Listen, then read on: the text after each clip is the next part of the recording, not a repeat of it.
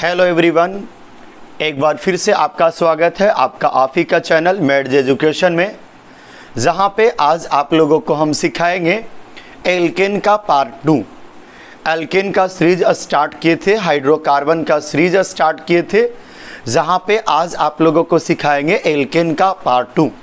अगर bye the way alkene का part 1 की बात किए तो हम लोग एल्केन का जनरल इन्फॉर्मेशन देखे थे, और जनरल इन्फॉर्मेशन देखने के बाद मेथड ऑफ प्रिपरेशन देखना स्टार्ट किए थे, और आप लोगों को बताए थे कि हम आपको एल्केन टोटल 10 तरीके से बना करके दिखाएंगे, जिसमें फर्स्ट मेथड था आपका मिथाइलिन इंसर्शन जो लेक्चर 1 में कंप्लीट है। सेकेंड था आपका hydrogenation of alkene and alkyne, alkene और एल्काइन पे हाइड्रोजन ऐड करके भी हम लोग एल्केन बना सकते हैं। और थर्ड था जिसको आज हम लोग कंटिन्यू करेंगे, उसका रिएक्शन पिछले क्लास में लिख रखे थे, ऊर्ज रिएक्शन। बाय द वे बात करोगे ऊर्ज रिएक्शन का, ये बात करेंगे इस टॉपिक पे। ऊर्ज रिएक्शन का डिफिनीशन हम पिछले क्लास में लिख रखे थे कि बाय द वे आप 2 मोल एल्काइल हैलाइड लेते हो, 2 मोल एल्काइल हैलाइड, और इसको रिएक्शन करवाते हो सोडियम और ड्राई ईथर। अब यहाँ पे क्वेश्चन आता है सोडियम और ड्राई ईथर, तो यहाँ पे जाकर के बनता है आपका symmetrical alkane. Symmetrical alkane, symmetrical alkane किसको बोलते हैं कि जब आप डिवाइड करो और इक्वल पार्ट में डिवाइड हो जाए तो ऐसे एल्केन को बोलते हैं सिमेट्रिकल एल्केन। ठीक है, तो या आप हायर एल्केन भी बोल सकते हो, हायर एल्केन भी बोल सकते हो। ये था आपका ऊर्ज रिएक्शन कि जब आप 2 मोल एल्काइल हैलाइड, 2 मोल एल्काइल हैलाइड को मेटालिक सोडियम के साथ, सोडियम मेटल के साथ ड्राई ईथर के प्रेजेंस में रिएक्शन करवाओगे तो हायर एल्केन ऑब्टेन होगा, सिमेट्रिकल एल्केन ऑब्टेन होगा। उसके बाद हम लोग पिछले लेक्चर में देख रखे हैं कि बाय द वे यहाँ पे आप बात करोगे कि सोडियम का क्या काम है, ड्राई ईथर का क्या काम है, ये 2 मोल किस तरीक़ा से रिएक्ट करता है। तो इसके लिए पिछले क्लास में मैं लिख रखा था कि ऊर्ज रिएक्शन को 2 तरीके के मैकेनिज्म से डिफाइन किया जा सकता है। अगर मैं डिफाइन करूं ऊर्ज रिएक्शन को, तो मैं ऊर्ज रिएक्शन को 2 तरीके से डिफाइन कर सकता हूं, जिसमें ऊर्ज रिएक्शन का मैकेनिज्म फर्स्ट था आपका रेडिकल मैकेनिज्म। आप रेडिकल मैकेनिज्म से ऊर्ज रिएक्शन को दिखा सकते हो, और सेकेंड था आयोनिक मैकेनिज्म। सेकेंड जो था वो था आपका आयोनिक मैकेनिज्म। अगर बाय द वे बात करोगे ऊर्ज रिएक्शन को दिखाने के लिए ऐसे सफिशिएंट है, आप डायरेक्ट याद रखो कि जब आप 2 मोल एल्काइल हैलाइड को सोडियम मेटल के साथ ड्राई ईथर के प्रेजेंस में रिएक्ट करवाओगे तो हायर एल्केन या सिमेट्रिकल एल्केन ऑब्टेन होगा, ये सफिशिएंट है। लेकिन बाय द वे क्वेश्चन कैसे डील करोगे, क्वेश्चन भी बना लोगे डिफिनीशन से, लेकिन कभी कभी बातें आता है कि आखिर यहाँ पे सोडियम का क्या काम है, सोडियम किस तरीक़ा से काम करेगा। ये है आपका एल्काइल हैलाइड बन रहा है एल्केन, तो यहाँ पे सोडियम का क्या काम है, ड्राई ईथर का क्या काम है, ये किस तरीक़ा से दोनों कनेक्ट हुआ। तो इसके लिए आपको क्या देखना पड़ेगा, मैकेनिज्म, इस रिएक्शन का मैकेनिज्म। तो इस रिएक्शन को 2 तरीके से डिफाइन किया जाता है, एक रेडिकल मैकेनिज्म से और दूसरा आयनिक मैकेनिज्म से। तो मैं आपको दोनों मैकेनिज्म एक एक करके दिखाता हूँ। और फर्स्ट मैं डील करना चाहूँगा रेडिकल मैकेनिज्म। फर्स्ट मैं डील करना चाहूँगा रेडिकल मैकेनिज्म। रेडिकल मैकेनिज्म से ऊर्ज रिएक्शन को कैसे दिखाएं। एक चीज़ और शायद आपको पता ही है, ठीक है, मैं भी पढ़ाया हूँ आप लोगों को कि रेडिकल का नाम सुने हो ना, कि जब कार्बन के बीच बॉन्ड होता है, होमोलिसिस होता है, तो होमोलिसिस के दौरान जो बनता है कार्बन फ्री रेडिकल, इस तरीके से नाम तो सुना होगा। जब भी रेडिकल का फॉर्मेशन होगा, आप ये भी जान लो, अगर नहीं जानते हो तो याद कर लो, जब भी रेडिकल का फॉर्मेशन होगा, खैर यहाँ की बात नहीं है लेकिन सुन लो, आगे भी रेडिकल का रिएक्शन आने वाला है, रेडिकल का बहुत सा रिएक्शन होता है, तो मेरा बात मान लो जो पूरे ऑर्गेनिक केमिस्ट्री में काम आने वाला है। ठीक है, जब भी रेडिकल का फॉर्मेशन होगा तो रेडिकल 2 तरीके से रिएक्शन देता, रेडिकल 2 तरीके से रिएक्शन देता। एक एसोसिएशन और दूसरा डिस्प्रपोर्शनेशन। थोड़ा सा एक्स्ट्रा हट करके बातें करते हैं, रेडिकल मैकेनिज्म के अलावा भी कुछ बातें सिखाते हैं आपको कि जब भी रेडिकल का फॉर्मेशन होगा, अगर ये रेडिकल बना है, कहीं पे भी ये रेडिकल बना है, तो जब भी रेडिकल का रिएक्शन होगा दो तरीके से होगा। एक आपको बात करेंगे तो एसोसिएशन,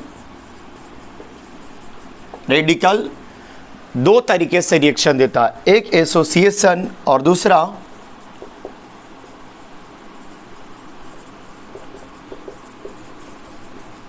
डिस्प्रपोर्शनेशन।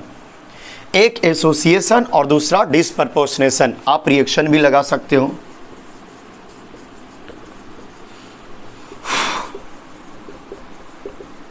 एक एसोसिएशन और दूसरा डिस्प्रपोर्शनेशन। जब भी रेडिकल का फॉर्मेशन होगा तो रेडिकल दो तरीके से अपना रिएक्शन देगा। एक एसोसिएशन, एसोसिएशन कहने का मतलब है एक रेडिकल है, ये खुद के साथ जुड़ करके ये आपका दो बना लेगा, खुद के साथ जुड़ेगा। रेडिकल जब बनेगा का तो खुद के साथ जुड़ेगा।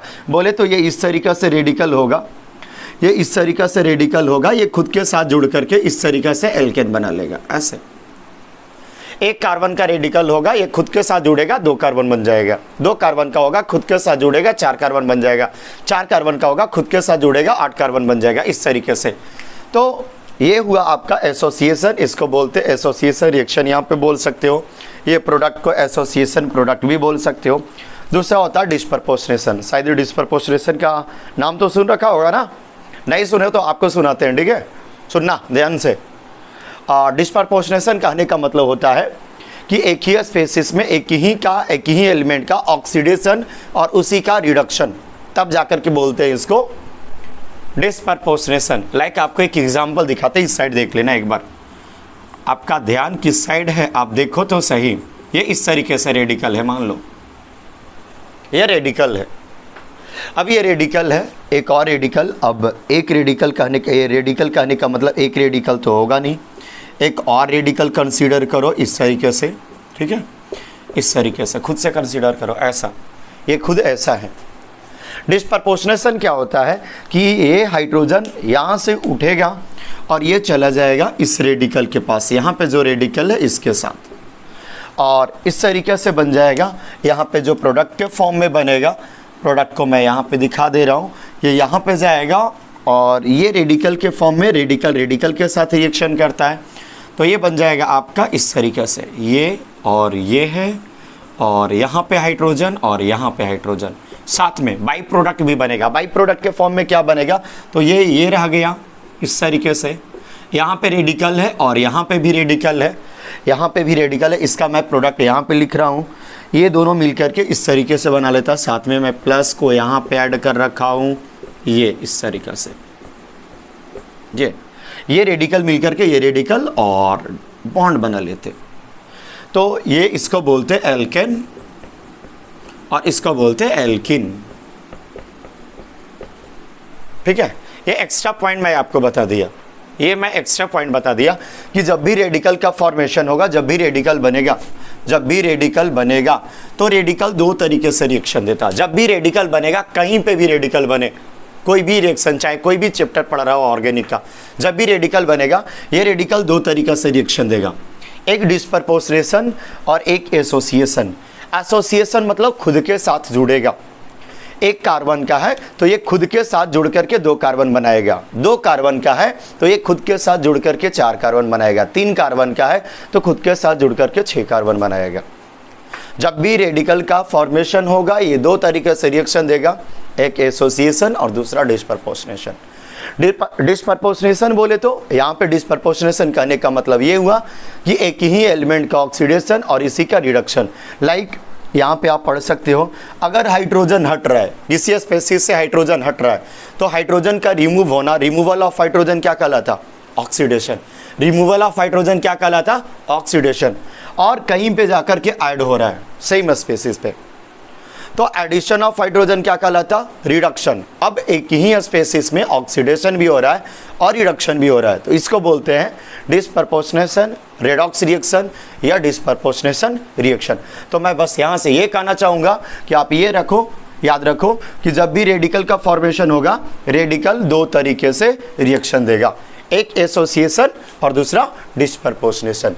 अब हम बात करते हैं, ये आप चाहो तो कॉपी कर लो या स्क्रीनशॉट ले लो, आपके पास ऑप्शन तो है, आपके पास ऑप्शन तो है। फिलहाल मैं डिफाइन करता हूं उर्ज रिएक्शन को रेडिकल मैकेनिज्म से। एक एग्जांपल शो करते हैं आपके सामने। CH3 CH2 और यहाँ पे Cl है, ये रहा आपका एल्काइल हैलाइड।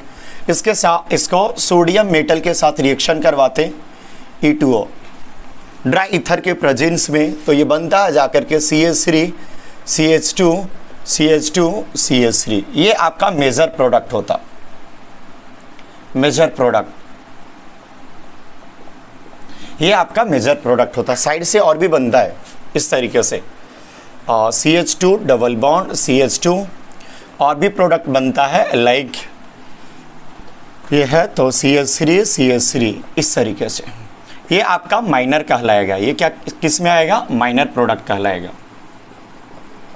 ठीक है, अब ये कैसे बना, मेन जो आपका प्रोडक्ट है, और ये आप यूज कर लेना 2 मोल एल्काइल हैलाइड को सोडियम और सोडियम मेटल के साथ ड्राई ईथर के प्रेजेंस में रिएक्शन करवाए हैं, तो जाकर के बना है हायर एल्केन। देखो आप सिमेट्रिकल एल्केन, ये R और ये R, यहाँ पे ये आपका R है। अब यहाँ पे देखेंगे कि ये रिएक्शन परफॉर्म्ड कैसे हुआ, ये रिएक्शन हुआ कैसे, ये रिएक्शन कंप्लीट कैसे हुआ, इसका मैकेनिज्म ये किस तरीके से, ये साइड में साथ में ये कहाँ से आ गया और ये कहाँ से आ गया। अच्छा, कुछ बच्चे बोल रहे हैं सर ये Cl कहाँ जाएगा, अरे भाई NaCl, ये यहाँ से क्लोरीन निकलेगा और यहाँ से सोडियम। अगर आप यहाँ पे 2 मोल लोगे, ये 2 मोल लिए हो तो 2 मोल सोडियम भी लोगे और उस साइड 2 मोल सोडियम क्लोराइड भी साथ में बनेगा, ये बाई प्रोडक्ट में आएगा ये सब। ठीक है, इस तरीके से आपको मैकेनिज्म दिखाता हूँ। अच्छा, ET इसका मतलब एक्चुअल में ET का मतलब होता है शॉर्ट में, ET कहने का मतलब हो गया इथाइल CH3 CH2, और ये है आपका CH2 और CH3, इसको बोल रहे हैं, ये है आपका इथाइल ईथर, इसको प्यार से ET बोला जाता है, और 2 टाइम्स है तो E2O। यहाँ पे लोन पेयर होगा, यहाँ पे लोन पेयर भी दिखा रहे, ऑक्सीजन 2 बॉन्ड बना रखा है, ऑक्सीजन 2 बॉन्ड बना रखा है, 6 इलेक्ट्रॉन वैलेंस इलेक्ट्रॉन था, 2 बॉन्ड बना रखा है, 4 इलेक्ट्रॉन है, लोन पेयर के फॉर्म में बोलोगे तो 2। बाय द वे मैकेनिज्म की बात करोगे, मैकेनिज्म पे आते, मैकेनिज्म पे आते, अगर मैकेनिज्म की बात करोगे, मैकेनिज्म की बात करोगे इस रिएक्शन का मैकेनिज्म का, तो स्टेप 1 में होता है, स्टेप 1 में सोडियम का काम है, यहाँ पे एल्काइल हैलाइड का काम नहीं है। यहाँ पे मैं ड्राई ईथर नहीं लिखा हूँ, बट मेन रिएक्शन में ड्राई ईथर लिख रखा हूँ, तो यहाँ पे समझना ये क्या है। आप जानते हो कि सोडियम रिएक्टिव मेटल है, तो जब ये ईथर के प्रेजेंस में जाता है, जब ये ईथर के प्रेजेंस में जाता है तो ये अपना इलेक्ट्रॉन को लॉस कर देता और ये इस तरीके से बन जाता।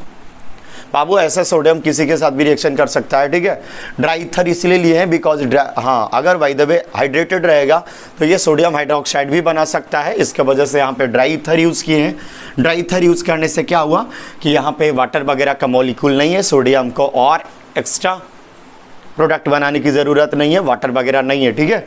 तो सोडियम जब इसके प्रेजेंस में आएगा तो सोडियम प्लस पे चला जाएगा, 1 इलेक्ट्रॉन लॉस कर देगा। अब सेम वेसल में सोडियम का बस इतना काम है 1 इलेक्ट्रॉन को लॉस करना, ड्राई ईथर का बस इतना काम है कि इसके साथ रिएक्ट होकर के यहाँ से 1 इलेक्ट्रॉन निकालना। अब यहाँ पे 1 इलेक्ट्रॉन निकला, स्टेप 2 देखना। स्टेप 2 की बात करोगे तो स्टेप 2 में होता क्या है कि CH3 CH2 और ये आपका इस तरीके से था, यहाँ पे इलेक्ट्रॉन आता, उस वेसल जिस वेसल में ऊर्ज रिएक्शन हो रहा है, जिस वेसल में ऊर्ज रिएक्शन हो रहा है वहाँ पे फ्री इलेक्ट्रॉन है और वो भी इस स्पेसिस के सामने। अब यहाँ पे देखो कि ये कार्बन और ये क्लोरीन, ये कार्बन और ये क्लोरीन, ठीक है। आप बताओ तीनों में सबसे ज़्यादा इलेक्ट्रॉन नेगेटिव एलिमेंट कौन है? तो यहाँ पे दिखेगा क्लोरीन। ये क्लोरीन फटाक से ये इलेक्ट्रॉन को पकड़ लेता और पकड़ने के बाद ये इस तरीके से हो जाता CH3। यहाँ पे एक इलेक्ट्रॉन कार्बन का, एक इलेक्ट्रॉन क्लोरीन। लेकिन ये इलेक्ट्रॉन गेन करने के बाद CH3 CH2 ये कार्बन का इलेक्ट्रॉन छोड़ करके ये एक्स्ट्रा इलेक्ट्रॉन को लेकर के Cl- हो जाता, बाहर निकल जाता। ठीक है, ये बाहर निकल गया और ये बन गया आपका रेडिकल। ये बन गया आपका रेडिकल। ये बन गया आपका रेडिकल। ये बन गया आपका रेडिकल। अब मैं बता रखा हूँ आपको कि जब भी रेडिकल का फॉर्मेशन होगा तो रेडिकल दो तरीके से रिएक्शन देता। जब भी रेडिकल का फॉर्मेशन होगा तो रेडिकल दो तरीके से रिएक्शन देता, एक एसोसिएशन और दूसरा डिस्प्रपोर्शनेशन। तो रेडिकल का फॉर्मेशन हुआ है स्टेप 3 में। स्टेप 3 की बात करेंगे तो स्टेप 3 का ए में देखेंगे, इसमें 2 स्टेप आएगा। रेडिकल का फॉर्मेशन हुआ है तो रेडिकल का जो रिएक्शन होता है वो होता है एक एसोसिएशन और दूसरा डिस्प्रपोर्शनेशन। तो यहाँ पे हम बात करेंगे एसोसिएशन का। एसोसिएशन, अगर यहाँ पे ये एसोसिएशन हुआ CH3 CH2 ये रेडिकल और एक और रेडिकल आएगा CH2 और ये CH3 खुद के साथ जुड़ेगा तो ये बन जाएगा CH3 CH2 CH2 और ये CH3 इस तरीके से। ठीक है, बाय द वे डिस्प्रपोर्शनेशन करता है बी में।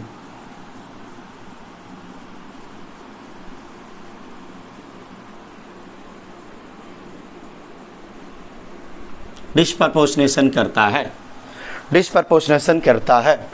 तो डिस्प्रपोर्शनेशन इस तरीके से आएगा। ठीक है, ये CH2 यहाँ पे हाइड्रोजन, इसका हाइड्रोजन को लिख दे रहे हैं और ये CH2 रेडिकल, साथ में CH2 ये रेडिकल है और ये CH3। ठीक है, ये अब ये हाइड्रोजन उठ करके अभी जस्ट इसका रिएक्शन सिखाए थे, इसके पास आ जाता। इसमें 2 इलेक्ट्रॉन है, हाइड्रोजन अपना इलेक्ट्रॉन लेकर के यहाँ पे आ जाता और ये बना लेता इस तरीके से।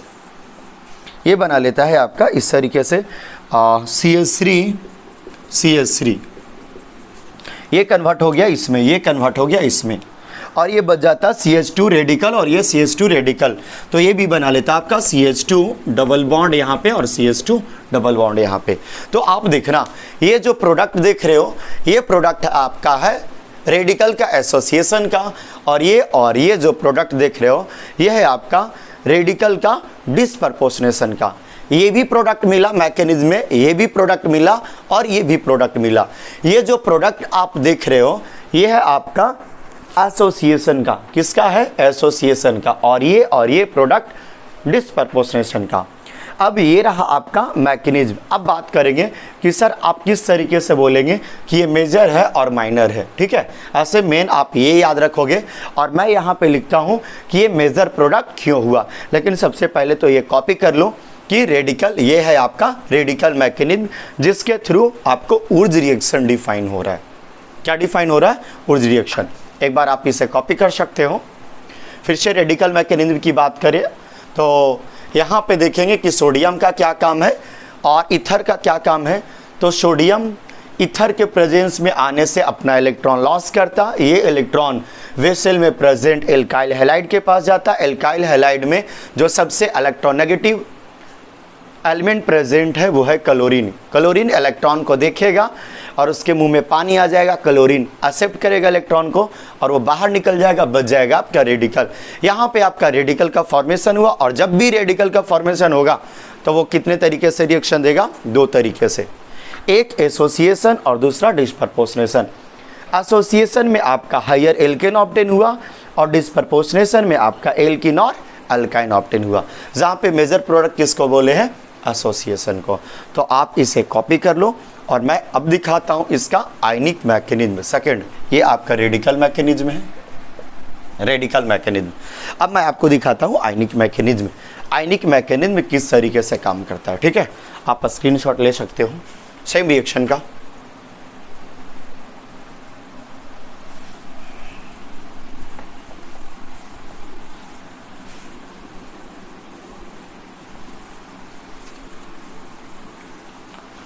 अब मैं आपको दिखाता हूँ आयनिक मैकेनिज्म। थोड़ा सा वाटर डाल देना। भिंगा देंगे। अब मैं आपको दिखाता हूँ आयनिक मैकेनिज्म।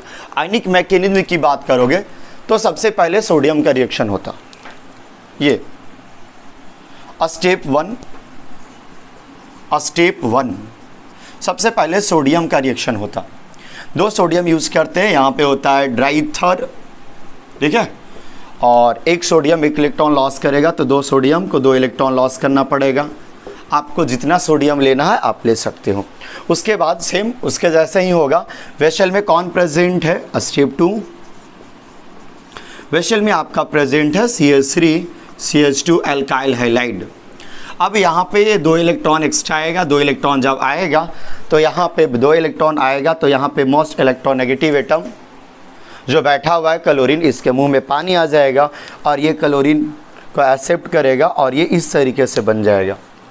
ये 2 इलेक्ट्रॉन आएगा, ये बॉन्ड को तोड़ देगा, 1 इलेक्ट्रॉन इस साइड से 1 इलेक्ट्रॉन इस साइड से। 1 इलेक्ट्रॉन ये एक्सेप्ट किया था, 1 इलेक्ट्रॉन एक्स्ट्रा बच गया, वो कार्बन रख लिया और ये बन जाएगा CH3 और ये CH2 माइनस, साथ में क्लोरीन माइनस, ठीक है, ये इस तरीके से ये बन गया। उसके बाद बाय द वे स्टेप 3 की बात करोगे, ये न्यूक्लियोफाइल जैसा बिहेव करेगा। मैं आपको बता रखा हूँ all anion behaves as nucleophile, all anion behaves as nucleophile. तो ये न्यूक्लियोफाइल जैसा बिहेव करेगा। स्टेप 3 में क्या होगा कि CH3 CH2 और ये Cl है, ये इस तरीके से आएगा CH3 CH2 माइनस, और इसके बाद यहाँ पे ये एसएन रिएक्शन देगा, न्यूक्लियोफिलिक सब्स्टिट्यूशन रिएक्शन। न्यूक्लियोफाइल का सब्स्टिट्यूशन बताए ना, हटा करके डालना सीखे हो ना, ठीक है। तो ये इस चीज़ को यहाँ से हटाएगा और खुद सब्स्टिट्यूट हो जाएगा यहाँ पे, ठीक है। न्यूक्लियोफाइल का सब्स्टिट्यूशन, न्यूक्लियोफाइल द्वारा सब्स्टिट्यूशन न्यूक्लियोफिलिक सब्स्टिट्यूशन कहलाता है और ये बन जाएगा CH2 और ये CH3, इस तरीके से प्रोडक्ट हो जाएगा। तो ये रहा आपका आयोनिक मैकेनिज्म, ये रहा आपका आयोनिक मैकेनिज्म, ये रहा आपका आयोनिक मैकेनिज्म। आप इसे कॉपी कर लो, ठीक है। ये रहा आपका आयोनिक मैकेनिज्म। ऊर्ज रिएक्शन का मैकेनिज्म, रेडिकल मैकेनिज्म और आयनिक मैकेनिज्म, ठीक है। आप स्क्रीनशॉट ले सकते हो या एक बार फिर से देख लो कि ऊर्ज रिएक्शन को 2 तरीके से डिफाइन कर सकते हैं, एक रेडिकल मैकेनिज्म और एक आयनिक मैकेनिज्म। एक रेडिकल मैकेनिज्म और एक आयनिक मैकेनिज्म। रेडिकल मैकेनिज्म से भी दिखाएं, आयनिक मैकेनिज्म से दिखाएं। अब यहाँ पे आपको क्या क्या याद करना है थोड़ा देख लो। ये रिएक्शन लिखने के बाद आपको क्या क्या यहाँ से याद रखना है, कैसे क्वेश्चन पूछेगा, कैसे क्वेश्चन पूछेगा, किस तरीके से क्वेश्चन पूछा जाएगा यहाँ से एक बार देख लोगे, एक बार देख लोगे। तो फर्स्ट पॉइंट तो आप ये याद रखना, radical mechanism prefer, first point आप देख लो,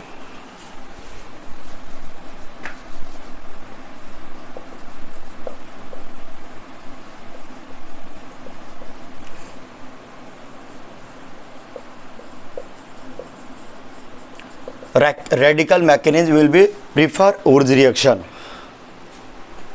जो ऊर्ज रिएक्शन का है, ऊर्ज रिएक्शन को अच्छे से डिफाइन करेगा, ज़्यादा अच्छा डिफाइन कर सकता है, वह है आपका रेडिकल। बिकॉज ड्राई ईथर के प्रेजेंस में रेडिकल का फॉर्मेशन अच्छा होता। सेकेंड पॉइंट जो लिख रहा हूँ मैं आपके सामने, जो लिख लेना है आप, कि व्हेन रेडिकल इज प्राइमरी और सेकेंडरी, प्राइमरी या सेकेंडरी, देन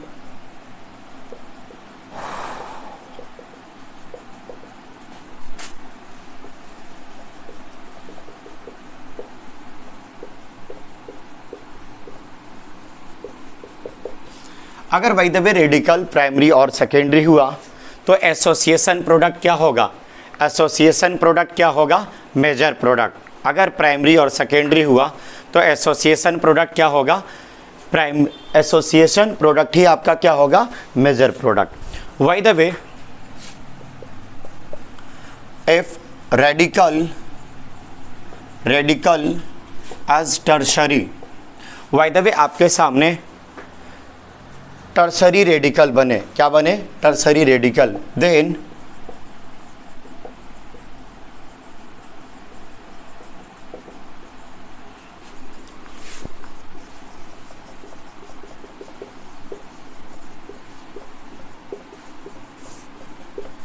यहाँ पे क्या होगा? जो डिस्प्रपोर्शनेशन का होगा वो होगा आपका मेजर प्रोडक्ट। और भी बात करेंगे, जैसे थर्ड पॉइंट आप लिख सकते हो, जनरली टर्सरी हाइलाइट, आप या लिख सकते हो इस चीज को, generally tertiary highlight not give Urja reaction. Urja reaction क्यों नहीं देता है? सबको एक करके डिफाइन करते हैं। उर्ज रिएक्शन, उर्ज रिएक्शन एक पॉइंट फोर्थ में और लिख सकते हो,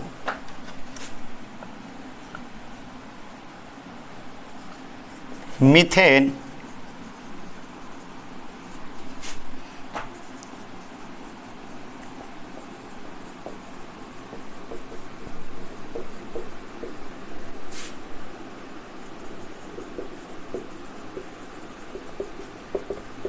मीथेन आप नहीं बना सकते हो, मीथेन आप नहीं बना सकते हो, मीथेन आप नहीं बना सकते हो। इस रिएक्शन से आप मीथेन नहीं बना सकते हो। मीथेन क्यों नहीं बना सकते हैं? कि बाय द वे आप जब भी कंसीडर करोगे तो 2R बनेगा, 2 मोल एल्काइल हैलाइड लोगे, 2 मोल एल्काइल हैलाइड लोगे तो आपका जो एल्केन बनेगा सिमेट्रिकल बनेगा इस तरीके से। RX लोगे 2 मोल तो ये आपका बनेगा इस तरीके से RR। तो अगर एक कार्बन का भी एल्काइल हैलाइड लेते हो तो जो आपका प्रोडक्ट है वो बनता है आपका 2 कार्बन का। तो मीथेन आप नहीं बना सकते हो, मीथेन आप नहीं बना सकते हो इस रिएक्शन से, मीथेन आप नहीं बना सकते हो इस रिएक्शन से। अगर कभी कभी पूछ लेता है ऑर्डर ऑफ रिएक्टिविटी या रिएक्टिविटी ऑफ हैलाइड,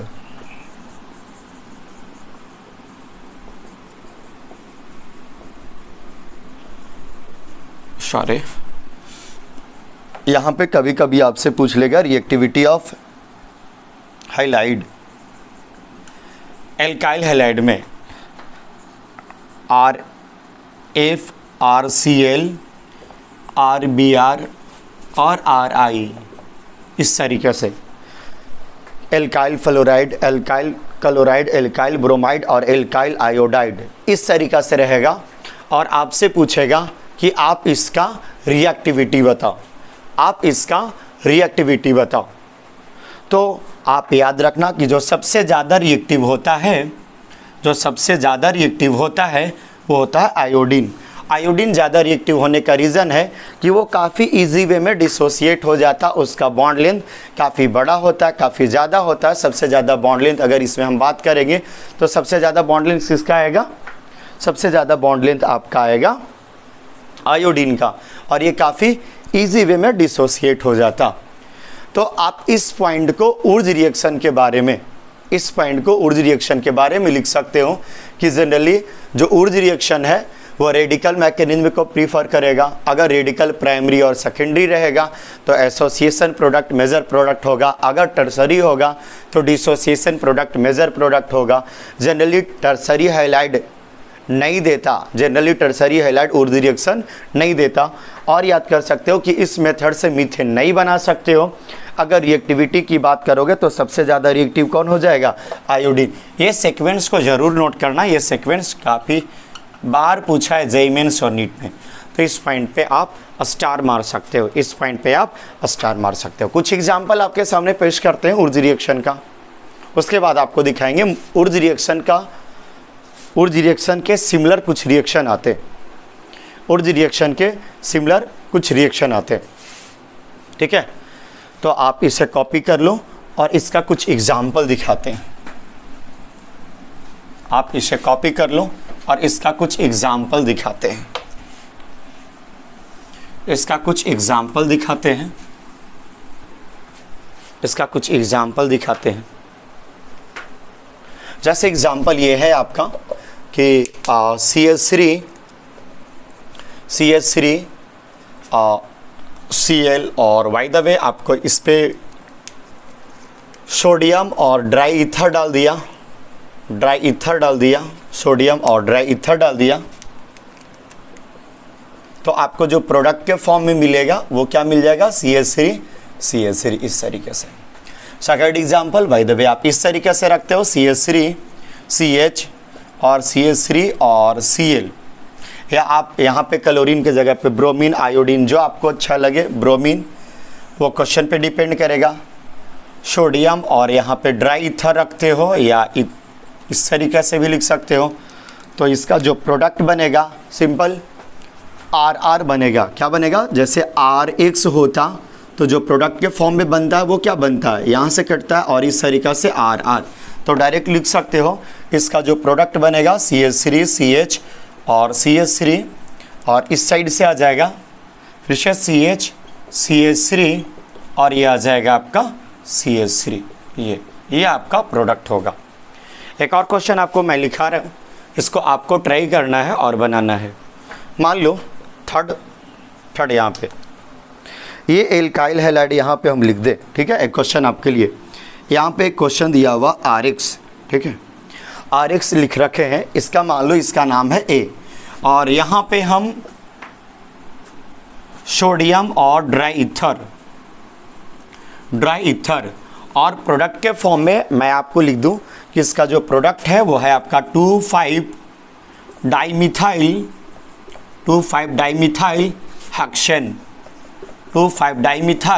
हेक्सेन, ये आपका जो प्रोडक्ट है वो है आपका 2,5 डाइमिथाइल हेक्सेन। तो आप बताओ कि ए जो अननोन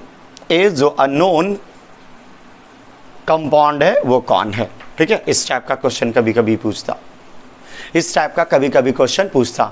तो जब भी ऐसा क्वेश्चन आए आप प्रोडक्ट को एक बार लिख दो। हेक्सेन को पहचानते हो ना, 6 कार्बन का होगा,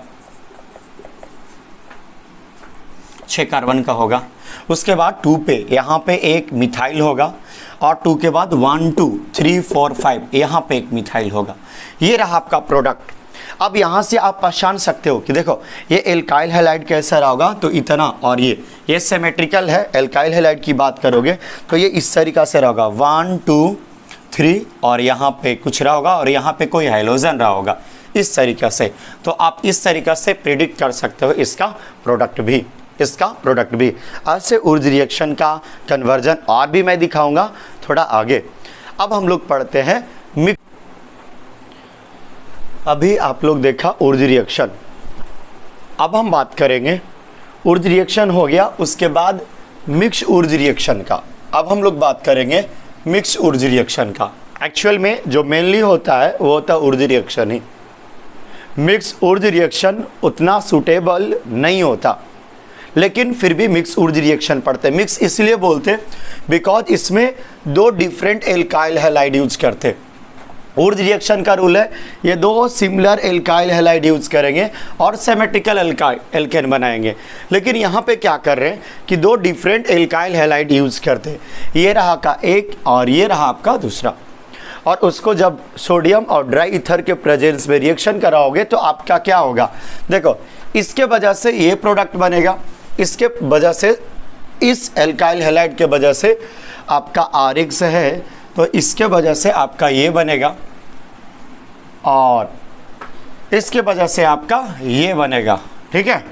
एक के वजह से ये बनेगा, एक कार्बन का एल्काइल हैलाइड है और ये 2 कार्बन का एल्काइल हैलाइड है, तो 1 कार्बन का एल्काइल हैलाइड आपका 2 कार्बन में कन्वर्ट होगा, और 2 कार्बन का एल्काइल हैलाइड 4 कार्बन में कन्वर्ट होगा।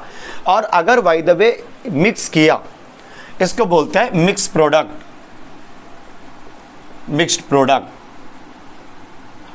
प्रोडक्ट, या बोल सकते हो क्रॉस प्रोडक्ट।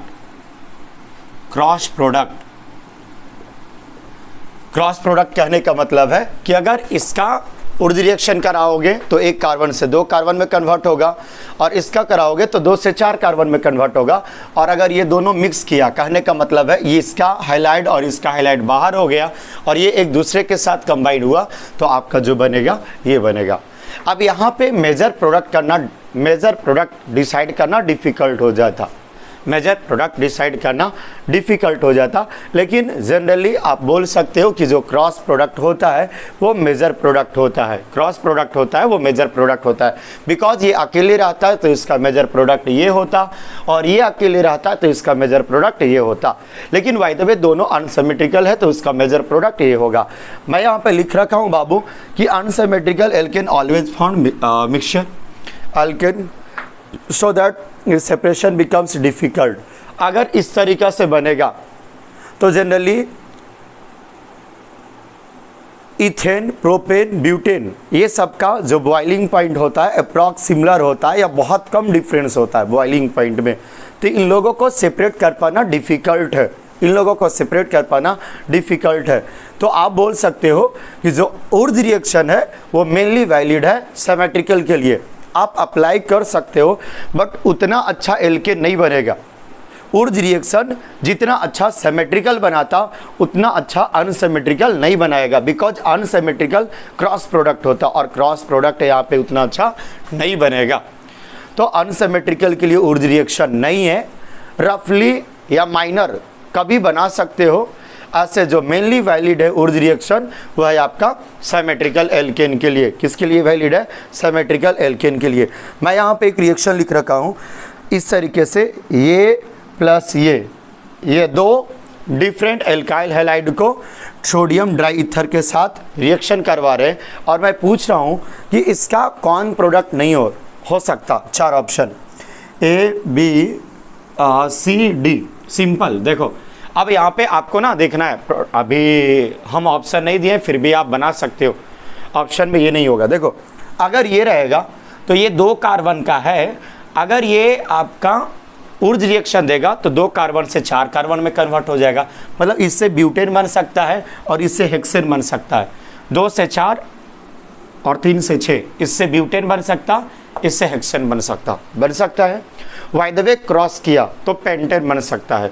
मतलब ब्यूटेन, हेक्सेन और पेंटेन के बाद जो होगा वो अपना आंसर नहीं होगा। जैसे बोले इससे क्या प्रोपेन बन सकता है, तो प्रोपेन की बात करोगे तो इस रिएक्शन से प्रोपेन नहीं बन सकता, इस रिएक्शन से प्रोपेन नहीं बन सकता, न इससे बन सकता, न इससे बन सकता, न क्रॉस से बन सकता। ओके, तो आप इसे कॉपी कर लो।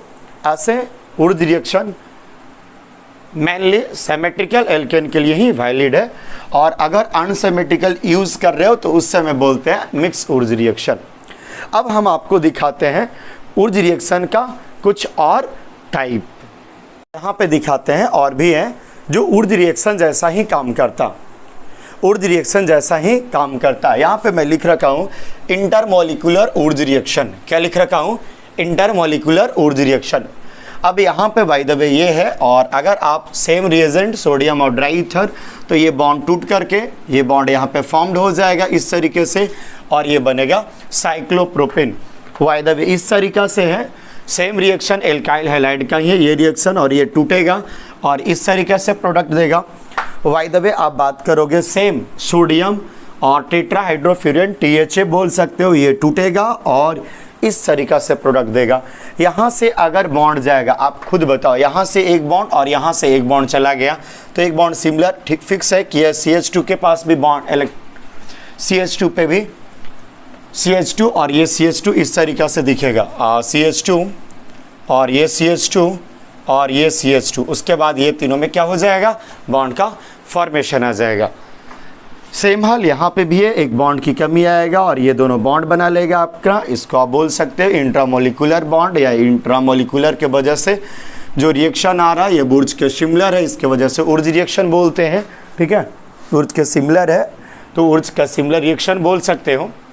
कुछ और भी रिएक्शन है जो ऊर्ज का सिमिलर है, मैं उसको भी दिखा रहा हूँ। जैसे ऊर्ज फिटिंग रिएक्शन, उलामान रिएक्शन, उलामान के बाद कोरेहॉस सिंथेसिस रिएक्शन, फ्रैंकलिन रिएक्शन। मैं एक बार फिर से लिख रहा हूँ, एक बार देखना। कुछ और भी रिएक्शन है जो ऊर्ज का सिमिलर है, मैं यहाँ पे लिख रखा हूँ reaction similar to Wurtz reaction. Reaction similar to Wurtz reaction में आपका आता है Wurtz Fittig reaction, Ullmann reaction, Franklin reaction और कोरेहॉस सिंथेसिस।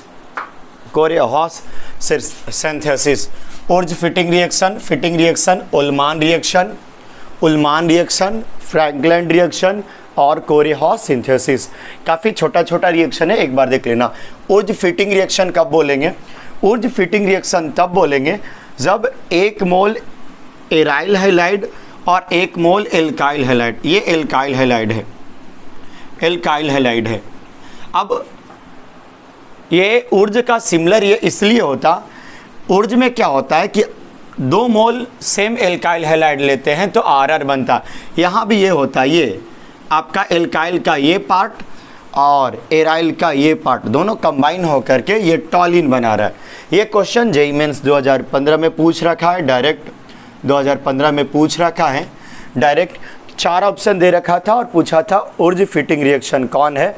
तो ऊर्ज फिटिंग रिएक्शन में क्या होता है, एक होता है एराइल हैलाइड और एक होता है एल्काइल हैलाइड, और ऊर्ज के सिमिलर रिएक्शन देता है, इसके वजह से नाम है इसका ऊर्ज फिटिंग रिएक्शन। एक और रिएक्शन है फिटिंग रिएक्शन, इसके जैसा ही। अगर देखो याद करने का सिंपल तरीका ये है कि ऊर्ज फिटिंग में एक एल्काइल रहेगा, एक एल्काइल होगा प्लस एक एराइल होगा, और इसमें क्या होगा कि दोनों एराइल है। देखो 2 मोल, और एराइल में भी कौन सा आएगा, तो एराइल क्लोराइड, या आप बोल सकते हो क्लोरोबेंजीन भी बोल सकते हो, इसका नाम क्लोरोबेंजीन भी बोल सकते हो। इसमें आएगा क्लोरोबेंजीन और उल्मान रिएक्शन में आता है आयोडोबेंजीन। इसमें आएगा एल्काइल और एराइल। बाय द वे अब एक बार देखना फिटिंग रिएक्शन, ये दोनों में बस फर्क कितना का होता कि ऊर्ज फिटिंग रिएक्शन बोलेगा तो 1 मोल एल्काइल और 1 मोल एराइल, और फिटिंग रिएक्शन केवल बोलेगा तो 2 मोल एराइल। 2 मोल क्या लोगे, एराइल, और जो बनेगा उसको क्या बोलेंगे, बाइफेनाइल। इसमें भी वही हाल होता है, ये कटता ऊर्ज रिएक्शन जैसा ही होता है कि RX में होता है ना, X कट करके ये बन जाएगा RR। तो ये ऊर्ज के सिमिलर ही है, तो इसको बोलते हैं Wurtz similar reaction to Wurtz reaction आप बोल सकते हो। थर्ड रिएक्शन की बात करेंगे, उल्मान रिएक्शन। ये भी ऊर्ज का सिमिलर है, उल्मान रिएक्शन। अगर bye the way third reaction की आप बात करते हो, उल्मान रिएक्शन का एक बार लिख दे रहे उल्मान रिएक्शन। अगर आप उल्मान रिएक्शन की बात करते हो, उल्मान रिएक्शन में होता है क्या, इसमें लेते हैं इस तरीके से, आप इसको ऐसे भी लिख सकते हो,